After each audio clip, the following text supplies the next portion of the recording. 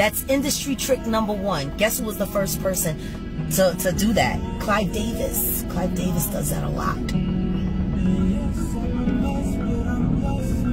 And I tell you what, if y'all actually care about what happened to Whitney Houston and Bobby Christina and Nick Gordon, all dead within years of each other, y'all better support Leola. It's Grammy time. And her and Clive had a fight 2 days before. And from what I was told, Bobby Christina was present for some of that fight. And then the next thing you know, she's dead.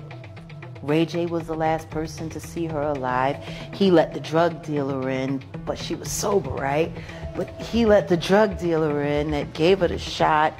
Leola has said, Leola Brown, Bobby Brown's sister, has said on several occasions that Jaguar Wright has stood 10 toes down on exposing the real truth about what happened to Whitney Houston and Bobby. And it seems like she has receipts this time that prove Clive Davis sacrificed both Whitney and Bobby. Clive Davis is one of the wealthiest and most influential men in music. But like anything related to the industry, Clive's money and success are allegedly tainted with the blood of innocent people he allegedly sacrificed for wealth. And Jaguar believes two of those people are Whitney and her daughter Bobby. According to her, Clive wanted to get rid of Whitney and get access to her estate, so he had to get rid of Bobby as well. But he didn't work alone, and some of the people who allegedly helped him are Whitney's own circle, like her ex, Ray J. Now, this sounds scary because what does Jaguar mean by Bobby having to go so some people could access her mother's estate? Is Clive Davis really the mastermind behind all this? Let's get into it. It's an injustice to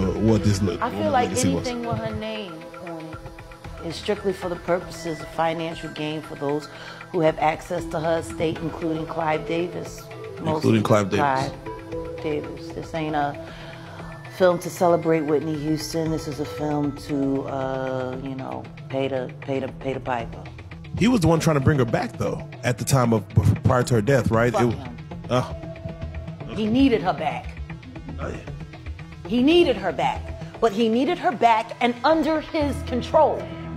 For years now, Jaguar Wright has tried to bring attention to Whitney Houston's death and get the police to reopen the case to no avail. And that's wild because Jag has pointed out so many inconsistencies in the stories fed to us by authorities about Whitney and Bobby's deaths that you have to be blind not to see her point. For context, Whitney Houston was found face down in a water-filled bathtub at the Beverly Hilton Hotel on February 11th, 2012. Initial reports said she died from an accidental drowning caused by a heart attack and her state of intoxication. Let me tell you, when you start looking at all the different accounts of what really happened to Whitney, it becomes hard to tell who's telling the truth. One thing is for sure though, someone is hiding something, because the details about the bathtub incident just don't add up. One of the inconsistencies that have been pointed out regarding official reports on Whitney's death is the fact that they claim Whitney drowned in the bathtub, presumably as she was taking a bath while intoxicated.